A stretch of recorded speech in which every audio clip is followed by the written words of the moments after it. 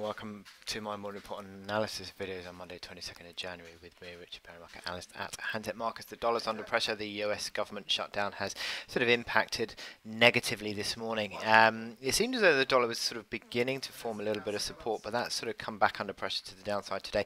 It's interesting that this is coming as treasury yields are sort of pushing out. You've got this 10-year treasury yield above 2.64%. That 2.64% is the highest since 2014, and is now sort of at a level at which the market is really breaking out on treasury yields, and you can see that continued move to the upside on the 2-year, but also now the 10-year breaking out key levels. So that the support that should give the dollar going forward is probably helping to hold up the dollar this morning, in light of the fact that the Senate Republicans and Democrats couldn't come to an agreement in order to keep the wheels of government in process. Yeah, it's going to be an ongoing thing. They're going to have another vote today. Maybe that they can come to an agreement then to try and reopen government. But the US government occasionally goes through these little things. The last time, I think it was 2014.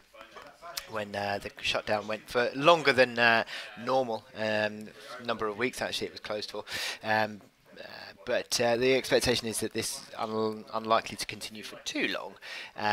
But at the moment, yeah, the dollar is under pressure a little bit this morning, and as the Europeans came in, it's sort of been dragged down. In terms of equity markets, you can see here that fairly flat, a little bit modestly lower, nothing too significant though in terms of direction. I mean, there was little real direction on the Asian markets. Wall Street was higher into the close on Friday again, all-time high seen on the S&P 500, but you might get a little bit of a dip back today, but at the moment the market isn't taking this shutdown too seriously.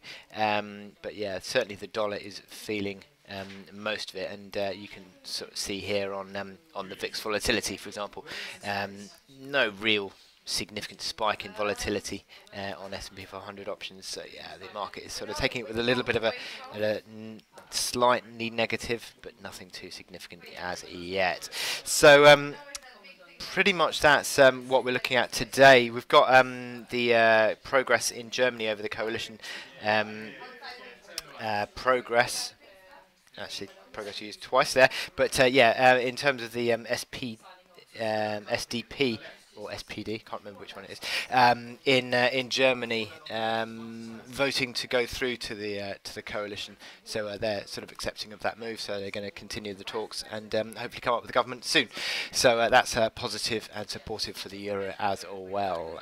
Much beyond that, we're sort of looking out for this government shutdown in the States. Now, no key economic releases today. So my chart of the day is a dollar Swiss. Now, what we saw on Friday, as I said, was a bit of a rebound in dollar Swiss as the dollar started to recover. Strong bull candle actually on Friday, looked to be boring out a nice little basis of support at 95.35. Positive candle, yeah, but you'd need to see a move above 96.65 really, which capped the gains all through last week, latter stages of last week anyway. And if you did see a move above that, that would complete a base pattern near term. You can see that on the hourly chart better. Breakout above 96.65 would complete that move. 96.70 is an old low as well. Sort of old pivot band historically on dollar Swiss. So yeah, breakout above that would drive a recovery, but as yet nothing, as the market has sort of turned a bit dollar negative today. But you can see here that the market did start to look a little bit more positive on the momentum indicators on the hourly.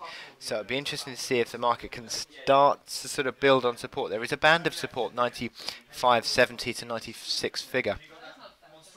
Band of sort of 30 pips of support there. So if the market can hold on to that and then start to turn around, break above the 96.35 resistance, then maybe you could start to see this turnaround continuing. But for now, because of the shutdown in the US, the dollar's coming back under pressure, so the market's to the downside, but nothing yet decisive as this sort of positivity of the candle that we saw on Friday remains in place. But generally speaking, you'd still be selling into rallies, but the prospects of a near-term rally or recovery could still be in play. So I wish you good luck in your trading today, and I will speak to you later.